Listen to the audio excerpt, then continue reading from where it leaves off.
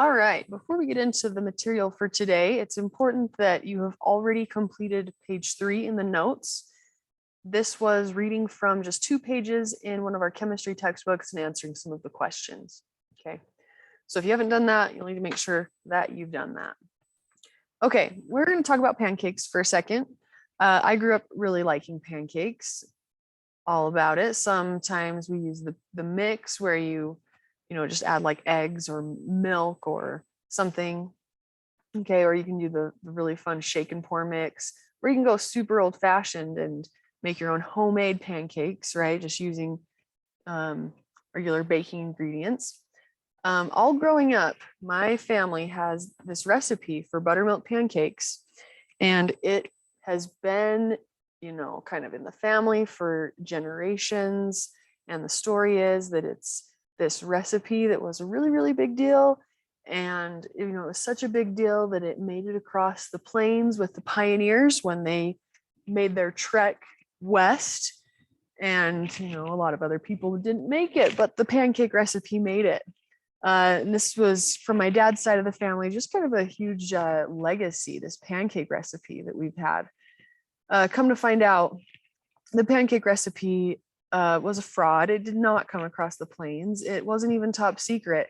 It was found by my great-great-grandpa on the back of a buttermilk carton. So that was kind of a bummer to not have that pancake recipe legacy.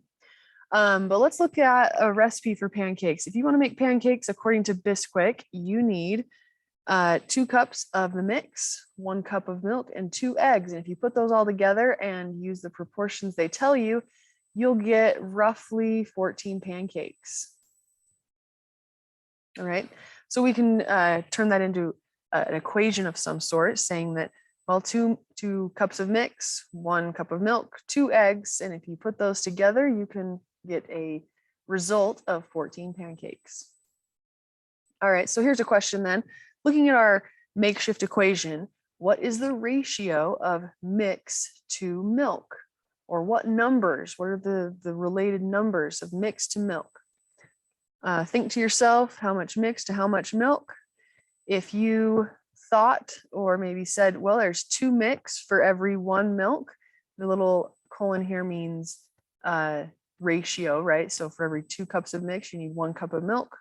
You could also write it as a fraction, right? 2 cups of mix to 1 milk. Okay, now same thing, what about the ratio of milk to pancake? So milk to pancake, your ratio in this case is 1 to 14. So if you have 1 cup of milk plus everything else, you can get 14 pancakes. You can also write that as a fraction, right? These ratios. Okay. What about egg to pancake? So eggs right here, pancakes right there. You can say 2 to 14, but you can also reduce that and say 1 to 7, right? Because those both can be divided by 2, both these numbers. And you can also write it as a fraction if you would like. Okay, so here's a question then. Let's look at our makeshift equation. Let's say that you need to make 56 pancakes. How many cups of milk will you need? I'm going to give you a second to chat it out with someone next to you. You got to make 56 pancakes. How much milk is required? Have a chat for a second.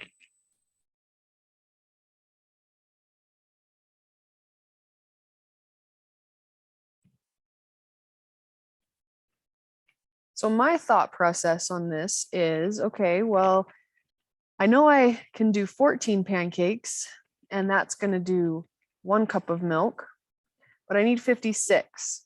Okay. If I do 56 divided by 14, that's going to give me, let's see, 4. Now I'm second guessing myself. Nope, that's 4. Yep. So if I quadruple the recipe, meaning I do the recipe 4 times, I can get 56 pancakes. All right.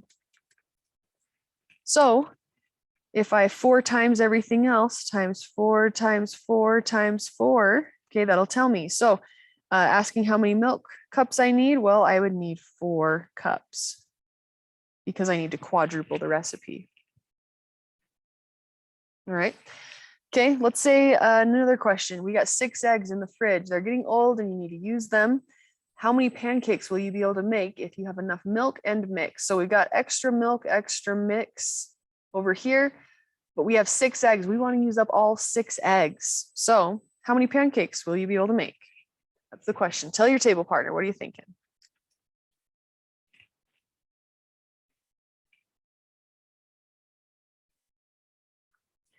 All right, well, if I have 6 eggs, let's go back. 6 eggs. Well, if I take 2 times 3, that gives me 6. And so I would be able to do this recipe 3 times, which means I just need to use 3 times for everything else.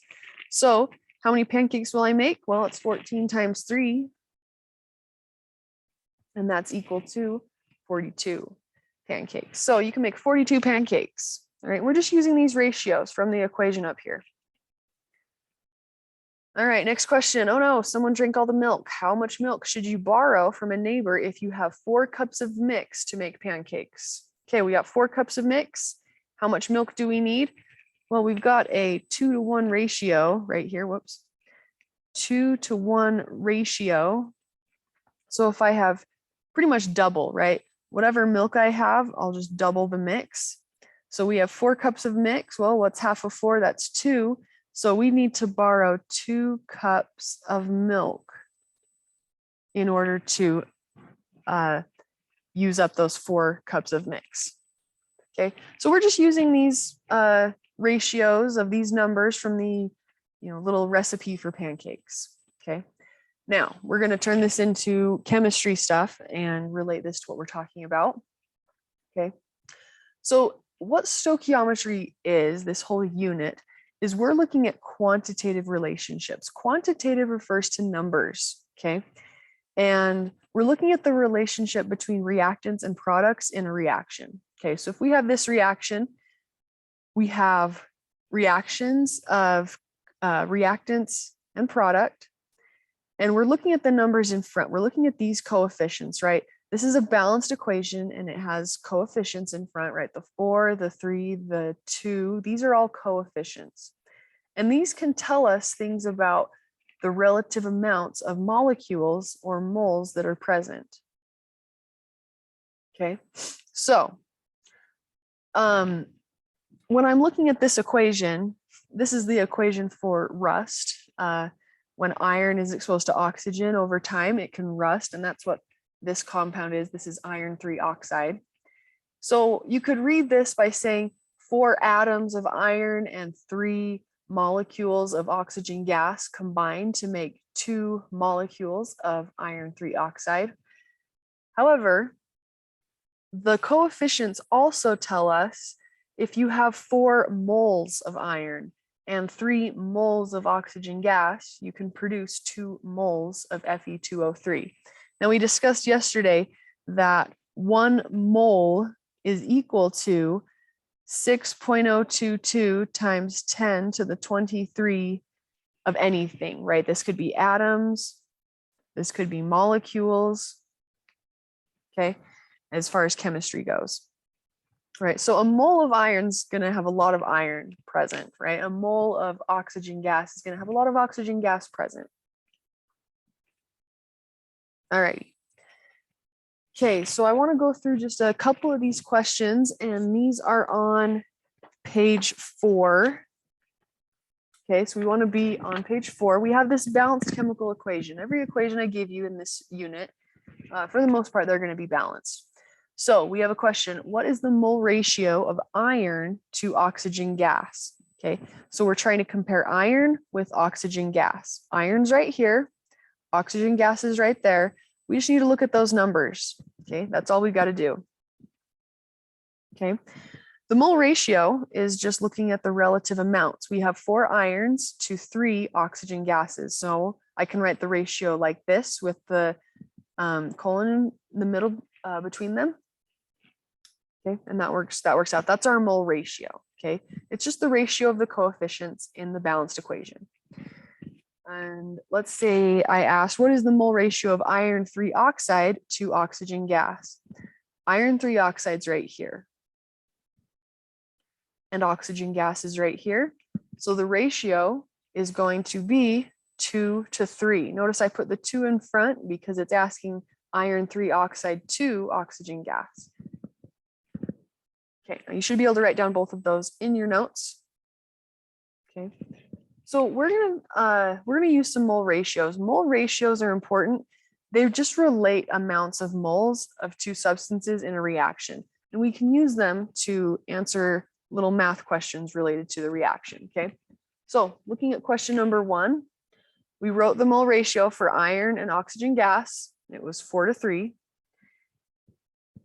And we also wrote the mole ratio for iron and iron 3 oxide. Okay. And this one's going to be 4 to 2. Okay, so now we're going to be able to answer a question. So whatever I write, I want you to write.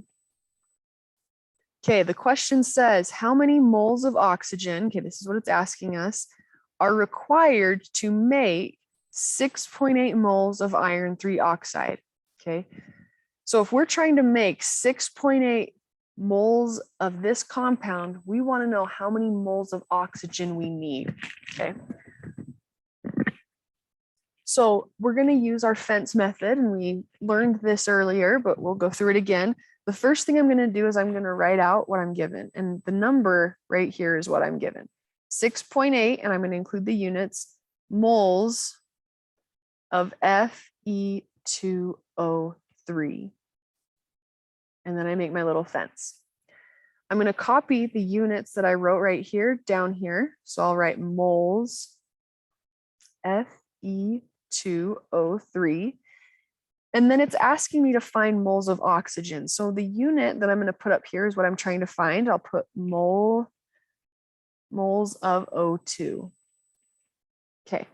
Now all I need to do is fill in the numbers with the mole ratio. And you get that from the coefficients. So the number in front of O2 up here is a 3. So I'm going to put a 3 right here. And the number in front of iron 3 oxide is a 2. So I'm going to put that 2 on the bottom. You'll notice the 3 moles of O2 lines up with the 3 being in front of O2. And the 2 moles of Fe2O3 lines up with the 2 being in front of Fe2O3. Okay, now I'm going to use this fence to do a little bit of math. Now we're going to treat this horizontal line as a division sign, and we're going to treat the vertical lines as multiplication signs. So anything on the top and bottom of any division sign cancels out. Moles of iron 3 oxide is on top and bottom, so that cancels out. Our answer is going to be in moles of oxygen gas. Okay. So then what I'm going to do in my calculator is I'm going to do 6.8 times 3 divided by 2. When I plug that in, I end up getting an answer of 10.2, and that's going to be moles of oxygen gas. So going back to the question, let's say I wanted to make 6.8 moles of this compound. I would need 10.2 moles of oxygen gas to make that happen. We're going to do a couple more examples together. And I think I have pretty much exactly what we just did. There we go. Okay, let's go down to number 2. Before we do that, I do have the steps for these. It's in the very top of page 4. So if you ever need to check and make sure you're doing what's right, you can check your steps right here. Okay. So first of all, for question number 2, what is the mole ratio for zinc and oxygen gas? Zinc is right here. It's just Zn. Oxygen gas is right here. Okay. So our mole ratio is 2 to 1. Okay. Zinc and oxygen gas, 2 to 1. The mole ratio for oxygen gas, which is right here, and zinc oxide, which is right here, that ratio is going to be 1 to 2.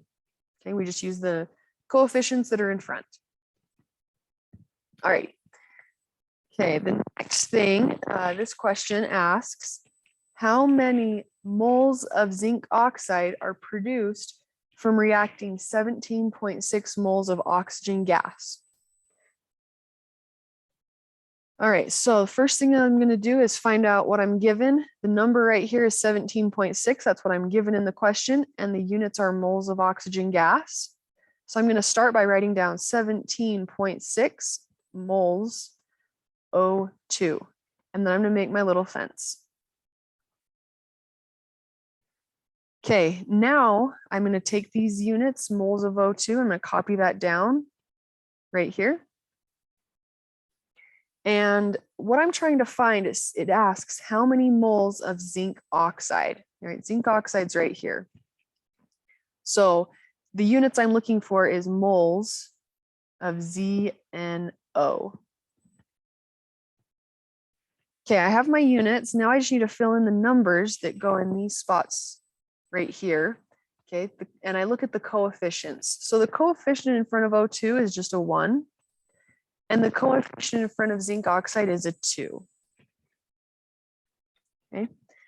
Now, the division sign is going to be like this horizontal line. Multiplication is like vertical lines.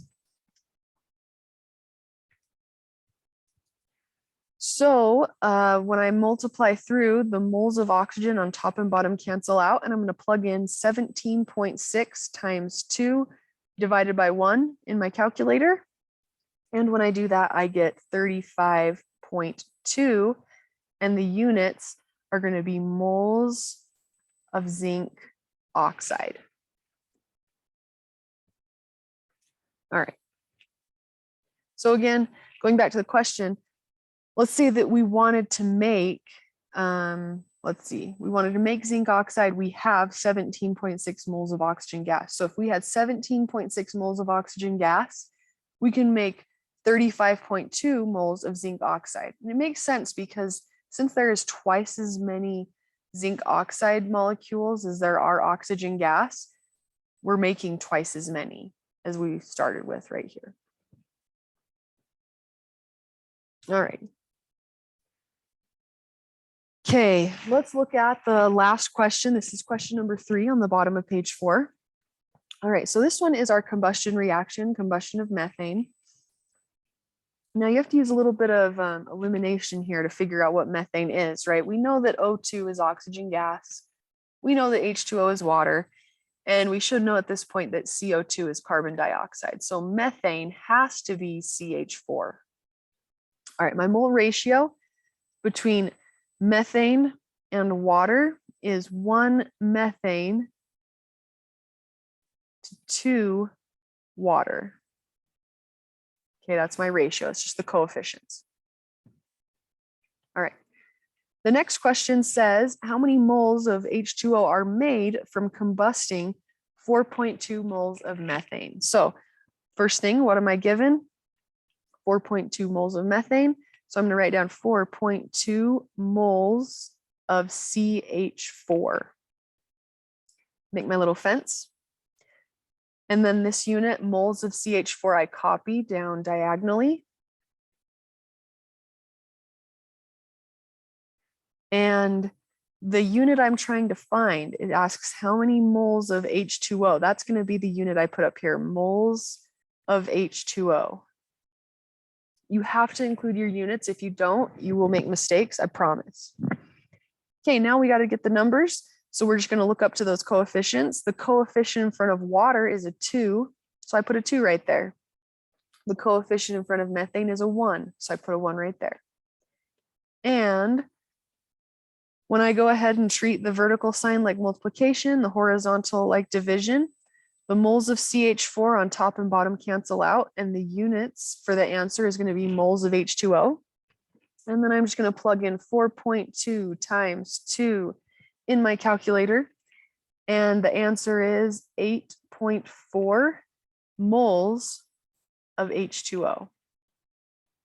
Now, if we go back and compare, there's twice as much water as there is methane. So I'm expecting twice as many moles. So if I start out with 4.2 moles of methane, I'm going to get twice as many, 8.4 moles of H2O. Okay. This is what I'm expecting you to be able to do today.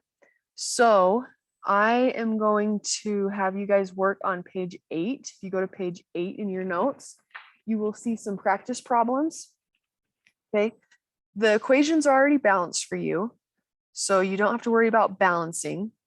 What you do need to do is answer the questions and use your fence method to run a few calculations, okay? Make sure that you include units for your answers. And you should be able to complete the entirety of page 8 at this point. All right, and that is all we had for today.